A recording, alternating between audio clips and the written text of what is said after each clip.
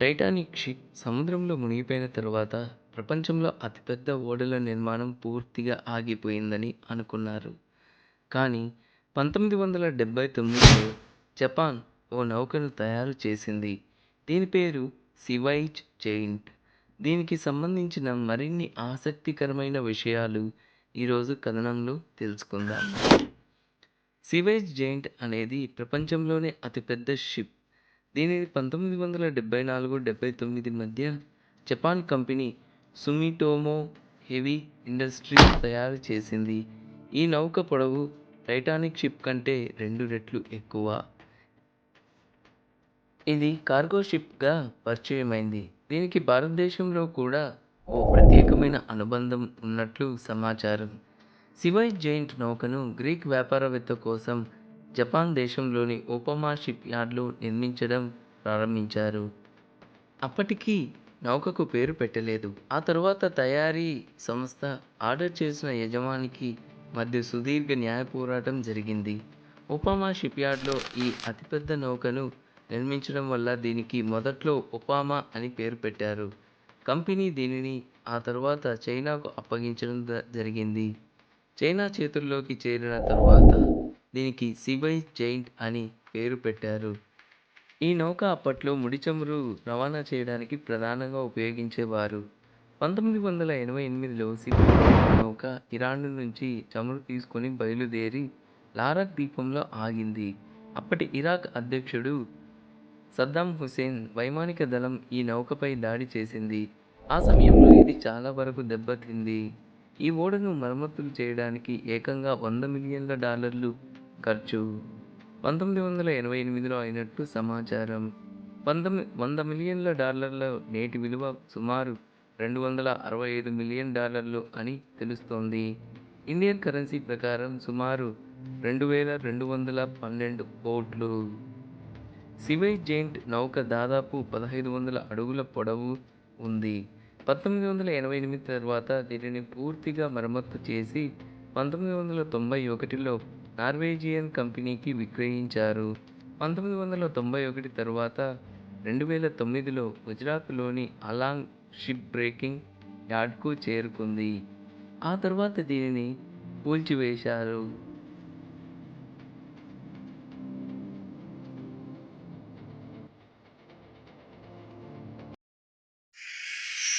చైనాలో great wall యొక్క బహుళ రాజవంశ చరిత్రను ప్రయత్నించిన మొదటి వ్యక్తులలో ఒకరు 17వ శతాబ్దపు పండితుడు గుయాన్వు. ఇటీవల 1930లు మరియు 1940లలో వాంగ్ గులియాంగ్ మరియు షౌ ఫెంగ్ఫీ సమగ్ర అధ్యయనాలను రూపొందించారు. ఇది ఇప్పటి వరకు ఉన్న సాహిత్య రికార్డులను సేకరించింది మరియు ప్రారంభ సరిహద్దు గోడల కోర్సులను మ్యాప్ చేసింది.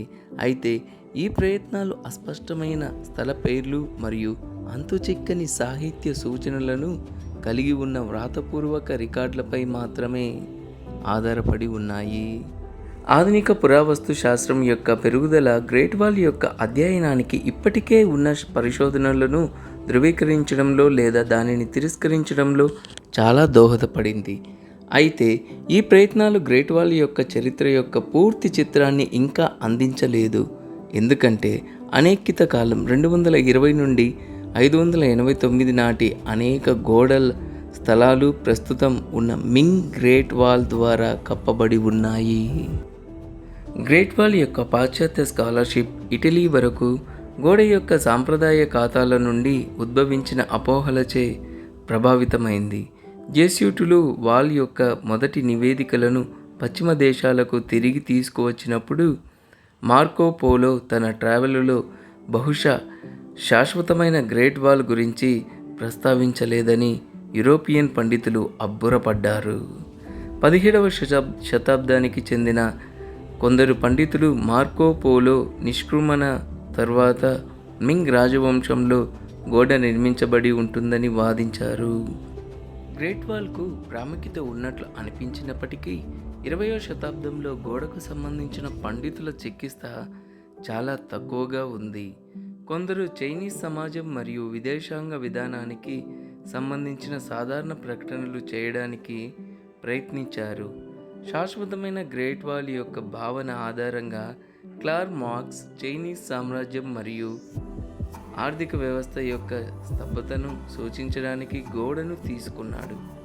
ఓవెన్ లాటిమోర్ భావించాడు గ్రేట్ వాల్ చైనాలోని వ్యవసాయ సమాజాల నుండి సంచార జీవన విధానాన్ని విభజించాల్సిన అవసరాన్ని ప్రదర్శించింది, మరియు జాన్ కే ఫెయిర్ బ్యాంక్ సైనోసెంట్రిక్ ప్రపంచ క్రమాన్ని నిలబెట్టడంలో వాల్ పాత్ర పోషించిందని పేర్కొన్నాడు.